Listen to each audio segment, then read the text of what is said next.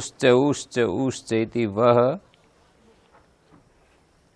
वाम काल उकाल, ये षष्ठी समास हुआ है। और उकाल इव कालो यस्य ये उत्तर पद लोपी बहुव्रीहि। उत्तर पद लोपी बहुव्रीहि जो हुआ है वो किन दो पदों का हुआ है? किन दो पदों का हुआ है? बहुव्रीहि कम से कम दो पद चाहिए ना। किन दो पदों का हुआ है? यूं कहो कि उकाल एक पद है, एक काल दूसरा पद है, इन दो पदों का समास हो रहा है, हैं? उकाल एक पद है और काल दूसरा पद है, इन दो पदों का समास हुआ तो उकाल का जो काल है इसका लोप हो गया। उकाल शब्द का जो काल हिस्सा है इसका लोप हो गया। ठीक है, ऐसा समास बहुत होता है। जैसे तस्य आदि तदादि, फिर तदादि आदि, यस यहाँ पर तदादि का और आदि का समास हुआ तो तदादि के आदि का लोप हो गया। तपरस तत्काल, तस्य काल तत्काल, तत्कालिव कालो, यस यहाँ तत्काल का और काल का समास हुआ है और एक काल शब्द का लोप हो रहा है। ठीक है, अब सबको समझ में आ गया? तत्काल शब्द है और काल शब्द है, इन दो का समास हुआ है और ये वाला जो काल है इसका लोप हो गया। इसमें से तत् बच गया और ये काल यहाँ आकर के जुड़ गया, तत्काल बन गया। इसी तरह से तीनों में यही तो प्रक्रिया है। तदादि का और आदि का समास हुआ है और समास होने पर ये वाला आदि लोप हो गया है तो ये तो तद बच गया और ये आदि तो तदादि बन गया। लोप का मतलब अदर्शन। वार्त समास का एक प्रकार है कि समास जब करते हैं तो उसमें एक जो पूर्व पद है उसमें दो पद होते हैं और उसके उत्तर पद का लोप हो जाता है। एक समास का प्रकार है ये, समास का एक प्रकार है ये कि उसमें ऐसा भी समास होता है, एक टाइप का ऐसा भी एक समास होता है जिसमें उत्तर पद का, किस उत्तर पद का? पूर्व पदांतर्गत उत्तर पद का लोप। ये बात समझने की है, पूर्व पदांतर्गत उत्तर पद का लोप। पूर्व पदांतर्गत समझे? ये पूर्व पद है और ये उत्तर पद है। जब समास कर रहे हैं तो ये पूर्व पद है, ये उत्तर पद है। दो पदों का समास होता है तो पहले जो पद होता है पूर्व पद, राज्य पुरुषा, तो राज्य पूर्व पद है, पुरुषा उत्तर पद है। तदादि और आदि का समास करेंगे तो तदादि पूर्व पद है। पर कभी कभी तो ऐसा मिलेगा कि पूर्व पद एक ही पद होगा और कभी कभी ऐसा मिलेगा पूर्व पद में भी दो पद होते हैं। जैसे राज्य पुरुषा है, अब यहाँ पूर्व पद राज्य है और ये उत्तर पद है, पर इस राज्य में दो पद नहीं है, एक ही पद है। पुरुषा भी एक पद है, पर यहाँ पर तदादि और आदि का जो समास हो रहा है, यहाँ पर तदादि पूर्व पद है और आदि उत्तर पद है। आदि तो एक ही पद है पर तदादि ये दो पदों का एक पद बनाया हुआ है। ये पूर्व पद है तदादि और इस तदादि में भी दो पद हैं, तत् और आदि। इसमें भी दो पद नहीं है, एक तद पद है और एक आदि पद है, इसके अंदर भी दो पद हैं। तो ऐसी जहां स्थिति बनेगी जहां पूर्व पद के अंतर्गत दो पद होंगे, वहां जब उत्तर पद का लोप कर देते हैं तो उसको उत्तर पद लोपी बहुव्रीहि या इस तरह का समास कहते हैं। उत्तर पद लोपी तत्पुरुष भी होता है, उत्तर पद लोपी बहुव्रीहि भी होता है। हैं? जैसे मुख सहिता नासिका, अब ये पूर्व पद लोपी तत्पुरुष कहलाएगा। यदि इस तरह का समास करें तो नासिका एक पद है और मुख सहिता ये एक पद है। नासिका एक पद है, मुख सहिता एक पद है। मुख सहिता शब्द में भी दो पद हैं। क्या क्या है? मुख और सहिता, दो पद हो गए ना। तो इसमें से जो उत्तर पद है वो कौन सा है? सहिता उत्तर पद है, मुख पूर्व पद है। तो इस सहिता का लोप हो गया, इसको कहेंगे उत्तर पद लोपी तत्पुरुष। इसका नाम है उत्तर पद लोपी तत्पुरुष। तो पूर्व पदांतर्गत उत्तर पद का जो लोप होता है ये बहुत होता है। पूर्व पदांतर्गत उत्तर, मैंने उदाहरण दिया, मुख संहिता नासिका शाक प्रधान है पार्थिवा, शाक पार्थिवा जैसे प्रधान का लोप हो गया। अब ये शाक प्रधाना में भी दो पद है ना, शाक एक पद है, प्रधान एक पद है, फिर इसका समास हुआ पार्थिव के साथ, ठीक है। तो इसमें से प्रधान का लोप हो गया। ये उत्तर पद लोपी तत्पुरुष है। धातु लोप शब्द में भी लोप हो रहा है ना, किसका? हाँ, यदि लोप नहीं होता तो क्या शब्द बनता? हाँ, ये उत्तर है इसका। यदि लोप नहीं करते तो धात्व अवयव लोपे सूत्र बनता है। धातु लोपे आर धातु के सूत्र नहीं बनता, क्या बनता? धात्व अवयव लोपे बनता। लोप करने का क्या प्रयोजन है? लोप करने से ही वो विशिष्ट अर्थ हमारे को प्राप्त होगा, नहीं तो फिर ये वाला अर्थ थोड़ी निकलेगा लोप नहीं करेंगे तो। मान लीजिए धातु लोप शब्द में ये वाला अर्थ नहीं निकलेगा, जैसे ये तत्काल ऊ काल आदि में ना, इन सब शब्दों में ये वाला अर्थ नहीं निकल पाएगा जो अब इस समय हम अर्थ निकाल रहे हैं। अब तो अर्थ ये निकाल रहे हैं ऊ के काल के समान काल है जिसका। यदि काल शब्द का हम लोप ना करें तो फिर क्या अर्थ निकलेगा? काल का लोप नहीं करेंगे तो दो पद रहेंगे अपने पास। अभी तो अपने पास तीन पद हो जाते हैं ना, लोप करने के कारण से तीन पद अपने पास हैं। ऊ काल काला शब्द है, यूं समझो एक अर्थ में। लोप करने से ये काल हट जाता है, पर अर्थ तो बराबर रहता है। व्याकरण में ये बात समझने की है कि लोप करने पर भी उसका अर्थ नहीं गायब होता, अर्थ तो रहता है। ऊ काल है जिसका, ऊ तो एक पदार्थ है और काल एक क्रिया से संबद्ध चीज है। तो ये ऊ या तो फिर लक्षणा करनी पड़ेगी। ऊ सहचरित जो काल है उसको ऊ शब्द से कहेंगे। यदि हम लोप नहीं करेंगे तो क्या अर्थ होगा? ऊ काल है, ये यही तो बनेगा जब दो पद होंगे। काल शब्द यदि नहीं है हमारे पास और केवल दो ही पद हैं अपने पास, ऊ और काल, और इसका समास करेंगे तो ये अर्थ निकलेगा ना, ऊ काल है जिसका। अब ऊ तो एक चीज है और काल दूसरी एक चीज है, इन दोनों का समान अधिकरण तो हो नहीं सकता। ऊ और काल इनका कोई आपस में लिंक नहीं है ना। ऊ का कुछ काल तो बन सकता है, पर ऊ स्वयं में क्या काल बनेगा?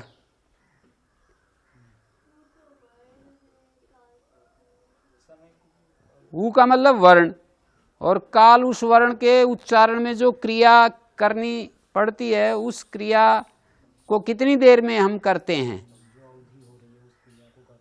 उस क्रिया को करने में जो समय लग रहा है, काल नाम क्रिया। किसी काम को करने में जो समय खर्च होता है उसको काल कहते हैं। क्रिया को मापने के लिए काल होता है ना। जैसे किसी चीज के भार को नापने के लिए कोई बाट होता है, दूध को नापने के लिए लीटर होता है, लेंथ को नापने के लिए मीटर होता है, हैं? इसी तरह से क्रिया को नापने के लिए काल होता है कि क्रिया कितनी देर हुई। नहीं समझे? काल क्या चीज है? क्रिया को मापने का एक साधन है। जैसे मीटर होता है तो वो लेंथ को नापने का साधन है, और वेट को नापने के लिए बाट साधन है, और क्वांटिटी मापने के लिए लीटर साधन है ना। एक तो वेट का पता करते हैं कि इस चीज में कितना वेट है, जैसे 10 किलो 20 किलो, ये भार मापते हैं, उस चीज का वेट मापते हैं। और एक हम मापते हैं उसकी क्वांटिटी कि ये दूध कितना है, तो उसकी क्वांटिटी उसके अंदर भर करके बताते हैं कि इतना है ये। तो ये क्वांटिटी मापक यंत्र होते हैं, लीटर आदि। और जो बाट तराजू पे रख करके जो मापते हैं वो वेट मापक चीज़ होती है। और ये लंबाई चौड़ाई मापने वाले मीटर होते हैं। और क्रिया को मापने के लिए ये चीज़ नहीं होती है। क्रिया को कैसे मापोगे आप? लीटर से भी नहीं माप सकते, मीटर से भी नहीं माप सकते, और बाट से भी नहीं माप सकते। उसको मापने के लिए काल का सहारा लेना पड़ेगा। हैं? काल जो है वो क्रिया को माप देती है ना, कि ये क्रिया कितनी देर हुई, कितनी देर में ये क्रिया संपन्न हुई। सुई की घड़ी यहाँ से चल करके और यहाँ तक आई, तो काल नहीं तो मापा कि ये काल ने बताया कि इतना काल खर्च हुआ, इस सुई के यहाँ से यहाँ तक आने में इतना समय खर्च हुआ। जैसे हम कहते हैं वो पढ़ता है, तो पढ़ना क्रिया को, पढ़ना एक क्रिया है, उसको मापने के लिए काल की जरूरत पड़ेगी। तो यहाँ ऊ एक वर्ण है, ऊ वर्ण के उच्चारण के काल को मापने के लिए काल की जरूरत पड़ेगी। ऊ स्वयं ऊ को काल से नहीं माप सकते। जैसे एक वस्तु हो, इसको काल से थोड़ी मापोगे। ये वस्तु यहाँ से यहाँ तक कितनी देर में पहुंची, इसको तो माप सकते हो काल के द्वारा, कि ये वस्तु यहाँ से यहाँ तक आने में कितना समय लगा। पर स्वयं में वस्तु यहाँ रखी है, और इसको आप इस एक वस्तु है तो इसके भार को माप करके बता सकते हो, इसकी लंबाई चौड़ाई को बता सकते हो, लंबाई चौड़ाई इसकी माप करके बता सकते हो। तो ऊ जो है एक वर्ण है, उसको मापने के लिए काल एक साधन नहीं है। ऊ काल है जिसका, तो यहाँ फिर अभिधा जब बाधित हो जाती है तो लक्षणा का प्रयोग होता है। तो इसलिए हम कहेंगे ऊ सहचरित काल है जिसका, ऊ के साथ रहने वाला जो काल, ऊ के बोलने में जितना काल खर्च होता है वो ऊ सहचरित काल कहलाएगा। ऊ सहचरित काल है जिसका, ऐसा अर्थ करेंगे। फिर तपरस्तत् कालस्य में भी इसी तरह से वह काल है जिसका, वह कौन, तत्शब्द से क्या लोगे,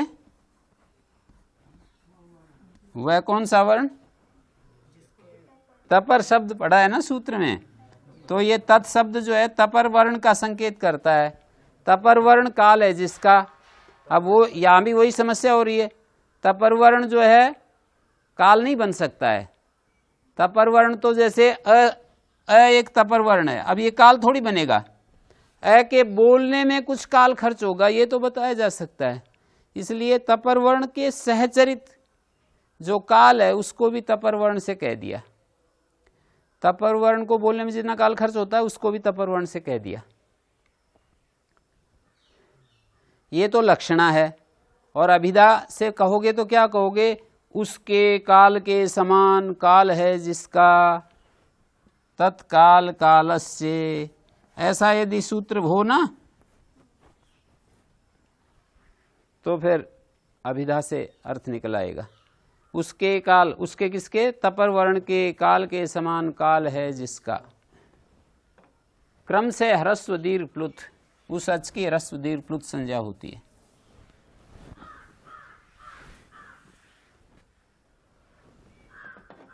ह्रस्वम लघु संयुगे गुरु, जैसे अग्नि शब्द है,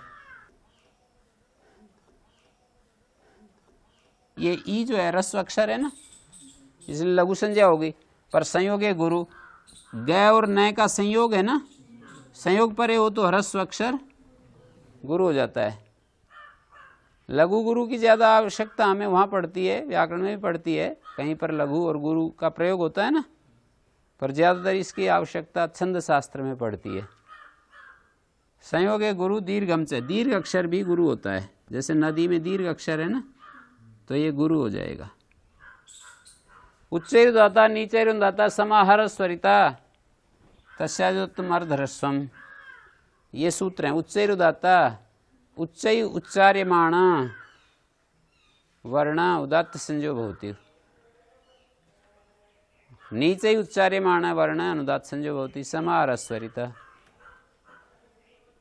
आयामो दारुण्यम अणुता खस्येति उच्चैकराणि शब्द से कुछ इसके कुछ सिम्टम्स बताए जाते हैं, जैसे कि होम्योपैथी में किसी रोग को पकड़ने के लिए कुछ सिम्टम्स का ज्ञान करते हैं, तो इस तरह से उदात्त उच्चारण के कुछ सिम्टम्स पकड़ते हैं कि उच्चारण करते समय, उदात्त का उच्चारण करते समय आयामा दारुण्यम अणुता खस्य, 3 लक्षण बता दिए। ये 3 लक्षण कर दिए। इस तरह से जो वर्ण बोला जाएगा उसको उदात्त कहेंगे। आयाम का मतलब होता है गात्राणाम निग्रह। आयाम कहते हैं गात्रों का निग्रह। ये जो शरीर है इसको गात्र कहते हैं। तो शरीर का एक हिस्सा जो यहाँ पर जो ये सिस्टम बोलने के लिए हम प्रयोग करते हैं उसको हम गात्र कहेंगे। गात्र सारे शरीर को भी गात्र कहते हैं, इसके एक हिस्से को भी गात्र कह देते हैं। समुदाय में जिस शब्द का प्रयोग होता है अवयव में भी हो जाता है, हैं? योगग्राम पूरा का पूरा भी है, और ये जो कंपाउंड है इसको भी योगग्राम कह देते हैं ना, योगग्राम में रहते हैं, तो इस कंपाउंड में रहते हैं, इसको भी योगग्राम कह देंगे। आयामा गात्राणाम निग्रह, दारुण्यम रूक्षता, स्वर की जो रूक्षता है वो दारुण्यम है। रूक्षता, रूखापन। एक मृदुता होती है, उसका अपोजिट है ये। मृदुता का अपोजिट रूक्षता है। अब विपरीत शब्दों से भी अर्थ पता चल जाते हैं। और अणुता खस्य मानी जो गला है उसका संकोच, उसका सिकुड़ना। और ये अनुदात्त के विपरीत हैं। मार्दवम अन्ववसर्गो मार्दवम उरुता खस्येति नीचैकराणि शब्द से। मैं ये बोल रहा हूँ आयामो दारुण्यम अणुता खस्येति उच्चैकराणि शब्द से एक बात होगी।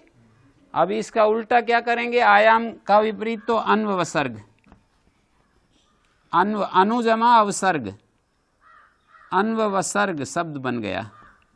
ये आयाम का विपरीत है। दारुण्यम मृदुता, और ये हो गया उरुता खस्य। खस्य का मतलब होता है गले का जो खाली भाग है उसको खय कहते हैं। खय का षष्ठी में खस्य, खय आकाश को कहते हैं। गले में जो खाली स्थान है उसको खय कहा है यहाँ पर, हैं? तो देखो विपरीत कर दिया मैंने। दारुण्यम का मृदुता है ना, आयामो गात्राणाम निग्रह होता है शरीर के अवयवों का संकोच, और उल्टा क्या हो जाएगा, गात्राणाम शिथिलता है अन्वसर्ग। जैसे गात्रों का निग्रह हो ना, बोलते समय हम कुछ वाणी को तुम क्या कर रहे हो, ऐसे सारा शरीर जो है ना कड़ा हो जाता है उदात्त को बोलने में, और अनुदात्त को बोलने में सारा शरीर के अंग ढीले पड़ जाते हैं। तो ये गात्राणाम शिथिलता अन्वसर्ग है। और मार्दम का मतलब स्वर की मृदुता, वहाँ पर स्वर की रूक्षता थी, यहाँ उच्चारण करेंगे तो स्वर की मृदुता आएगी। और उरुता खस्य, वहाँ गला जो है सिकुड़ता है तो यहाँ फैलता है।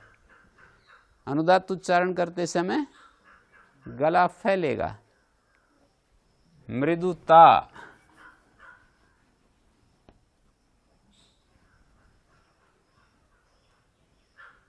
दारुण्यम मृदुता।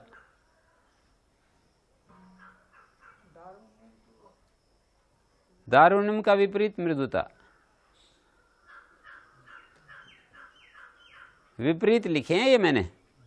आयाम का विपरीत अन्वसर्ग, अन्वसर्ग का मतलब गात्राणाम शिथिलता। दारुण्यम रूक्षता है, मृदुता स्निग्धता है स्वर की, हैं? ठीक है ना। जब हम आदेश देते हैं किसी को तो उदात्त स्वर में ही देना पड़ता है, और किसी को करुणा प्रकट करते हैं तो अनुदात्त स्वर में ही बोला जाता है। जैसे मैं यूँ कहूँ गच्छ ग्रामम, तो ये उदात्त हो गया है गच्छ शब्द। गच्छ को पहले बोलेंगे तो उदात्त स्वर में बोला है, और यदि मैं बोलूँगा ग्रामम गच्छ तो यहाँ गच्छ अनुदात्त स्वर में बोला है। ग्रामम गच्छ बोलूँगा तो गच्छ को अनुदात्त बोलूँगा, और गच्छ को पहले बोलूँगा तो उदात्त बोलूँगा। समारा स्वरिता, उदात्त अनुदात्त का समार स्वरित होता है, और स्वरित में तस्य आदित, उस स्वरित का, तस्य मानी उसका, आदित मानी आदि भाग, तस्य आदित उदात्त। यहाँ सूत्र में तो विसर्ग नहीं होते, यहाँ विसर्ग हो रहे हैं। यहाँ आदिता जो है और उदात्त के बीच में विसर्ग सुनाई दे रहा है, और वैसे विसर्ग नहीं होता है।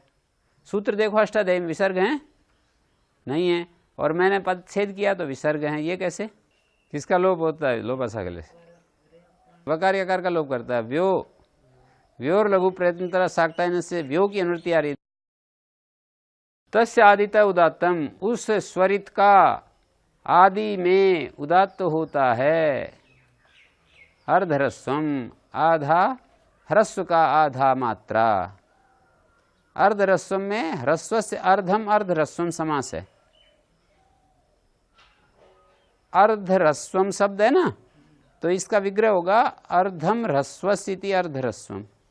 ह्रस्व का आधा भाग को अर्धह्रस्वम कहा है,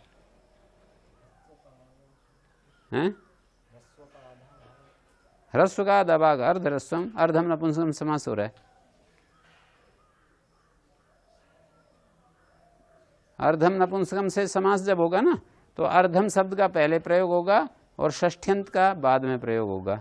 षष्ठी सूत्र से समास करें तो षष्ठ्यंत का पहले होगा, पर अर्धम नपुंसकम से समास किया है, इसलिए अर्ध का पूर्व प्रयोग हो रहा है, पूर्व में प्रयोग हो रहा है।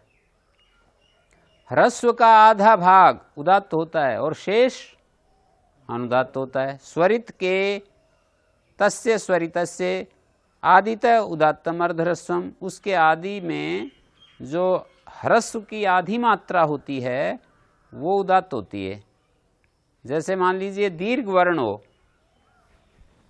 जैसे कन्या शब्द है और ये स्वरित है, तो कन्या का जो आ है उसका मिला हुआ है ना, ये तो उदात्त अनुदात्त का समाहार स्वरित होता है।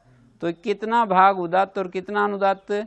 कस्मिन् अवकाशे उदात्तम कस्मिन् अवकाशे अनुदात्तम इति जिज्ञासायाम सुहृद भूता आचार्य व्याचष्टे अन्वाचष्टे यत्तस्य स्वरितस्य आदित अर्धह्रस्वम उदात्तम भवति परिशिष्टम अवशिष्टम अनुदात्तम।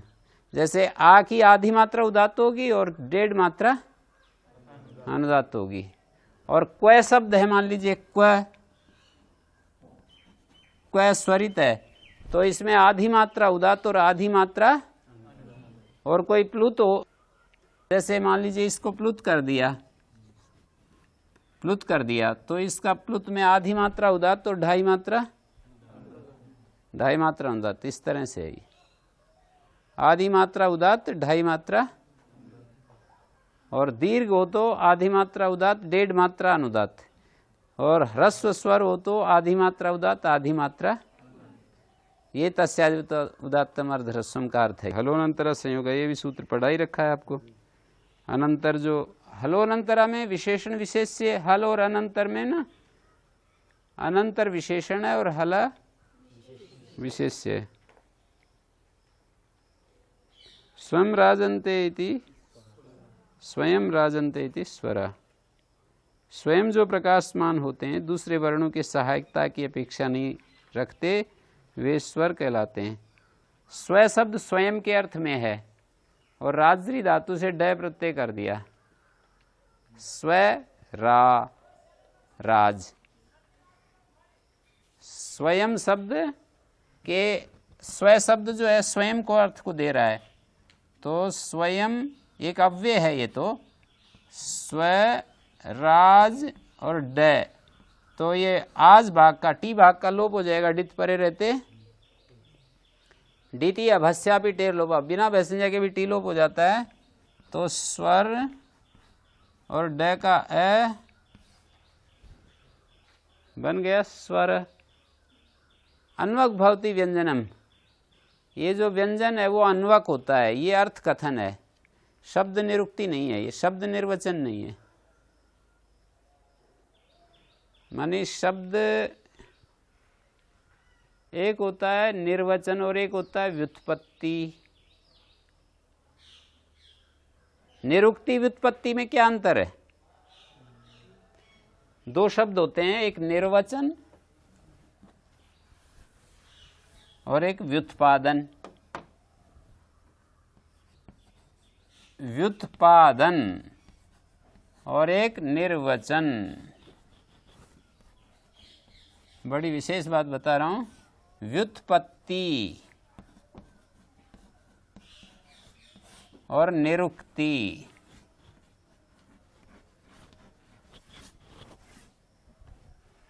दो शास्त्र हैं, एक व्याकरण और दूसरा निरुक्त शास्त्र है। तो निरुक्त शास्त्र तो निरुक्ति से संबंधित रखता है, निर्वचन से संबंध रखता है, और व्याकरण शास्त्र व्युत्पत्ति। व्याकरण शास्त्र व्युत्पत्ति शास्त्र है, प्रकृति प्रत्यय के विभाग को बताता है। व्युत्पत्ति शास्त्र है व्याकरण और निरुक्ति शास्त्र है निरुक्त। अक्षर को लेकर भी कर सकते हैं, वर्ण को लेकर कर सकते हैं कि जी धातु को, धातु का अर्थ साफ साफ दिखाई दे तो तब तो कोई दिक्कत है ही नहीं, पर वर्ण और अक्षर को लेकर के भी कर देते हैं। वर्ण सामान्यात, अक्षर सामान्यात। ये हन धातु है जैसे, और तय प्रत्यय नय को स, तो हस्त बन गया। नैरुक्त प्रक्रिया है ये, तो निरुक्तों की चाल है। वैयाकरण तो कहेंगे हस्त धातु से तय प्रत्यय हस्त। हस्त धातु का हंसना अर्थ होता है, तो वैयाकरण फिर यूं कह सकते हैं कि अनेकार्थक होती हैं धातुएं। हस्त धातु का अर्थ यहां पर मारना है। धातुओं के जो अर्थ धातु पाठ में दिए हैं ना, उतने ही नहीं होते, और भी होते हैं, अनेक अर्थ होते हैं। धातु पाठ में जो अर्थ दे दिए, जैसे डुक्रिय करणे, करणे अर्थ दे दिया, तो इतने बस करणे ही अर्थ नहीं है क्री धातु का, और भी अर्थ हैं। वो तो प्रयोग संस्कृत भाषा में जो प्रयोग होते हैं ना, उनके द्वारा उनका ज्ञान प्राप्त करते हैं कि किन धातुओं का कहाँ पर क्या क्या अर्थ हो जाते हैं। सामान्य रूप से अर्थ जो प्रमुखता से जो मिलते थे उनको तो गिना ही रखा है, हैं? क्री धातु का जैसे हम यूं कहें कटे कुरु, पृष्ठे कुरु, पादौ कुरु। अब ये मैं क्री धातु का प्रयोग कर रहा हूं ना, तो पादौ कुरु का अर्थ है पैर धो। कटे कुरु चटाई के ऊपर रखो।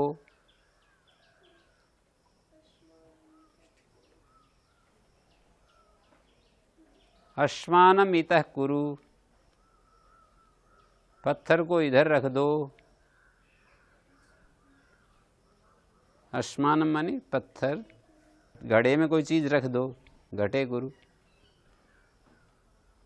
कई अर्थ हैं। धातुएं अनेकार्थक होती हैं। इस सिद्धांत के आधार पर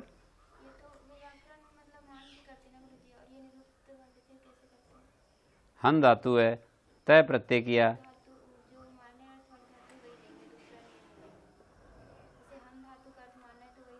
वही ले लेंगे। और वो कुछ परिवर्तन होते हैं तो वो सूत्र आदि नहीं देखते हैं कि किस सूत्र से हुआ। अष्टाध्यायी के सूत्रों के पीछे नहीं चलते, यूं कह देंगे न को सह हो गया। सूत्र एक ही है उनका, प्रशोदरादि नहीं यथोपदिष्टम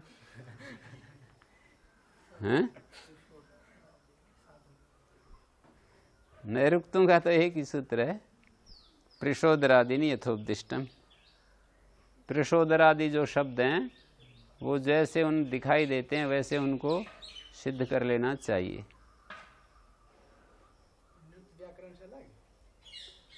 निरुक्त शास्त्र अलग है और क्या। शिक्षा, व्याकरण, निरुक्त, छंद, ज्योतिष, शिक्षा, कल्प, व्याकरण, 6 अंग है ना वेद के। 4 वेद हैं, 6 उनके अंग हैं और 6 उपांग हैं और 4 उपवेद हैं। इतना बड़ा साहित्य, 4 ब्राह्मण हैं, एक एक वेद का एक एक ब्राह्मण है, एक एक वेद का एक एक उपवेद है, आरण्यक भी हैं। जैसे ऋग्वेद का उपवेद क्या है? आयुर्वेद। और यजुर्वेद का उपवेद धनुर्वेद। सामवेद का उपवेद गंधर्ववेद। अथर्ववेद का उपवेद अर्थवेद। अर्थवेद में क्या आता है? अथर्ववेद का उपवेद अर्थवेद बताते हैं। अर्थ तो वैसे कौटिल्य अर्थशास्त्र में तो अर्थ शब्द का कुछ अलग अर्थ है ना। अर्थ संग्रह में अर्थ शब्द का अलग अर्थ है। धर्म अर्थ काम मोक्ष में अर्थ शब्द का अलग अर्थ है। तो वैयाकरण ये जो है ना, वैयाकरण हस्त धातु से क्ता प्रत्यय करेंगे, हस्त बनाएंगे। उनको ये बताना पड़ेगा कि हस्त धातु का अर्थ है यहाँ पर मारना, न कि हंसना। अनेकार्थक धातुएं होती हैं, हस्त धातु मारने अर्थ में है। नैरुक्ताचार्य कहते हैं हन धातु से क्ता प्रत्यय करो और न को परिवर्तन कर लो, वर्ण विपर्य। वर्णागमौ वर्ण विपर्ययश्च द्वौ परौ वर्ण विकार नासौ धातोस्तदर्थातिशयेन योगा। धातोस्तदर्थातिशयेन योग पंचविधम निरुक्तम। हैं, क्या छूट गया? वर्ण का आगम, वर्णागमौ वर्ण विपर्ययश्च द्वौ परौ वर्ण विकार नाश। वर्ण विकार है ये, वर्ण विपर्य नहीं है, वर्ण विकार है ये। वर्ण विपर्य और वर्ण विकार में क्या अंतर है? वर्ण विकार तो होता है एक के स्थान में दूसरा आ गया, नए के स्थान में से आ गया, ये वर्ण विकार, वर्ण में परिवर्तन। वर्ण विपर्य होता है उसी शब्द में आगे पीछे कर देना। जैसे हिंस धातु से सिंह बनाते हैं नैरुक्ताचार्य, हिंस है ना। वर्ण विपर्य क्या है की जगह स बिठा दो और स की जगह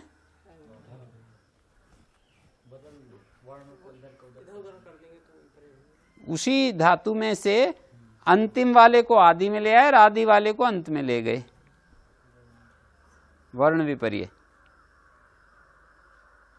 और वर्ण का नाश, लोप है। जैसे आत्मना के अर्थ में त्मना बोल देते हैं, आ हट गया। और कोई उदाहरण याद है? द्वौ परौ वर्ण विकार नाशौ धातोस्तदर्थातिशयेन योगा। धातु के तदर्थ अतिशयन योगा। धातु का उससे धातोस्तदर्थातिशयन अर्थातिशय के साथ योग होना, धातु का किसी अन्य विशिष्ट अर्थ के साथ योग होना है। परिग्राभम गृभणामि ते सो भगत्वाय, वर्ण विकार है। गृभणामि ग्रह धातु थी, है को भय हो गया, गृहणामि को गृभणामि बन गया। लोक भाषा में गृहणामि बोलते हैं, वैदिक भाषा में है को भय हो गया, गृभणामि। ये वर्ण विकार है, एक वर्ण की जगह दूसरा वर्ण आ गया ना। वर्णागम, वर्ण का आगम हो जाता है। वर्ण विपर्ययश्च, वर्ण का परिवर्तन हो जाता है, आगे पीछे हो जाता है। वर्णागम जो है ना, वर्ण का आगम हो जाते हैं। जैसे व्याकरण में जो आगम होते हैं उन्हीं को वर्णागम कहते हैं।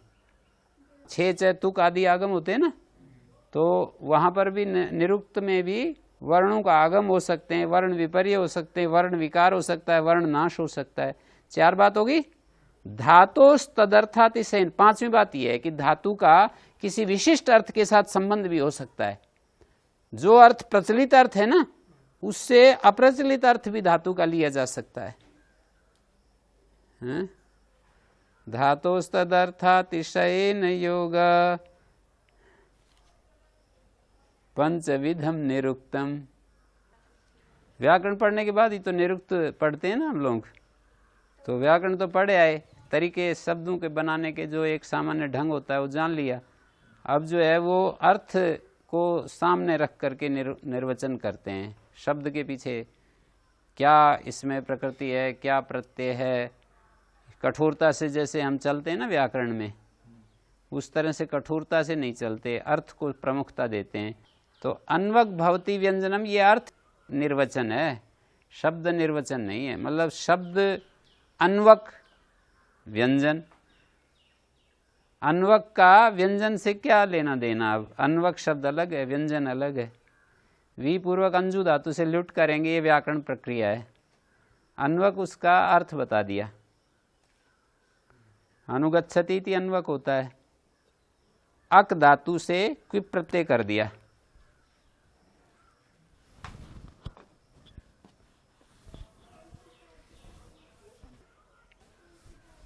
देखो अनु अक क्विप प्रत्यय कर दिया। पहलंत्यम कैलशक होता द्वितीय उपदेशन नासिक वे वेर प्रत्यस वकार, इको एणची अन्वक हो गया ना। व्यंजन जो है अन्वक होता है, पीछे चलने वाला होता है। कैसे पीछे चलता है, ये किस रूप में पीछे चलता है। प्राग की तरह तो बना है।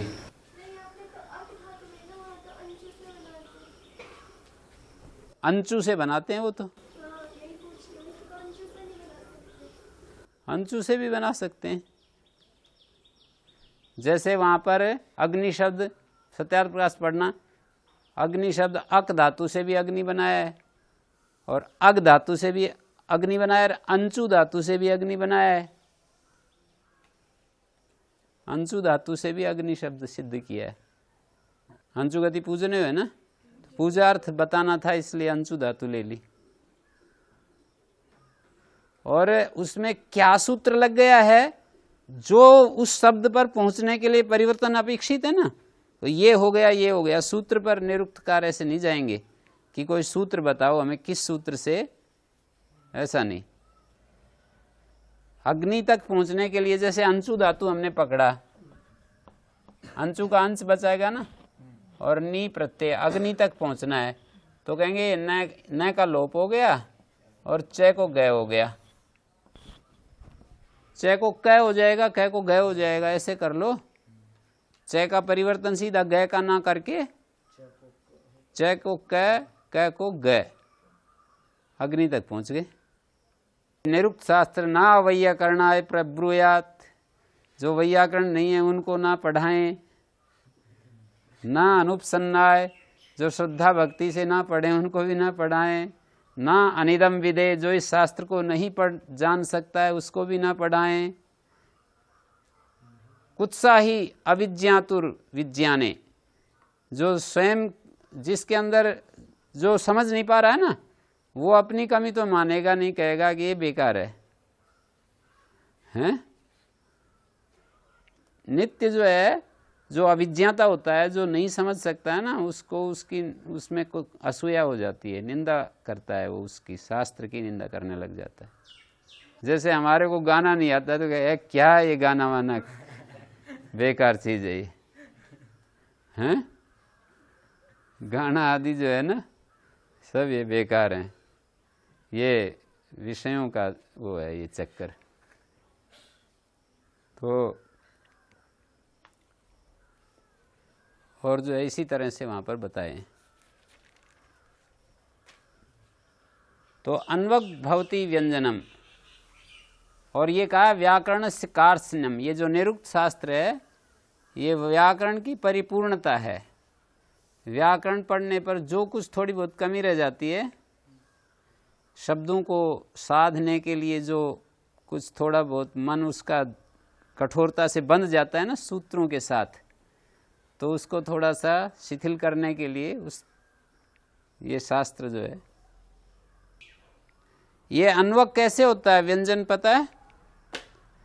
ऐसे होता है जैसे मैंने बतलाया था, अग्नि शब्द है तो अग्नि में अग्नि शब्द अंतोदात्त है। ये जो नी है इसमें जो नकार है ये तो ई के साथ रहेगा, ई उदात्त है तो न भी उदात्त रहेगा, और जो ये ग है ये अ के साथ रहेगा, अ अनुदात्त है तो ग भी अनुदात्त रहेगा। एक बात इसमें देखो, अष्टाध्यायी भाष्य है ना, इसमें अच की अनुवृत्ति लाए हैं या नहीं लाए हैं? उदात्त अच होता है या उदात्त वर्ण मात्र को उदात्त कहा है? उच्चैर उदात्त है?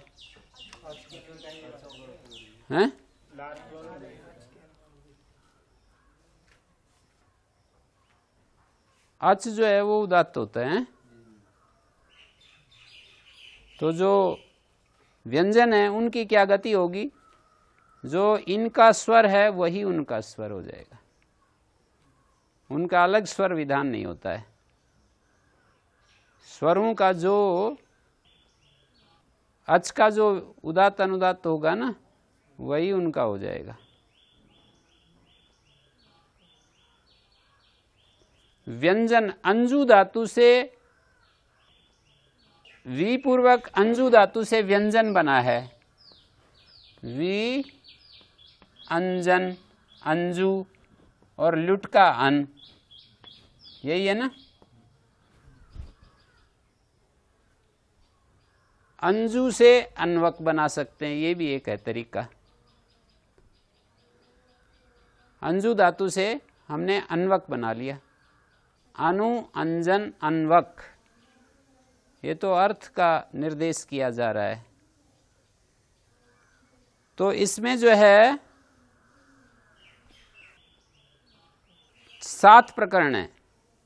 स्थानमिदं करणमिदं प्रयत्न एषोऽथ द्विधा स्थानम अभिपीडयति वृत्तिकारा प्रक्रम एषोऽथ नाभितलात्।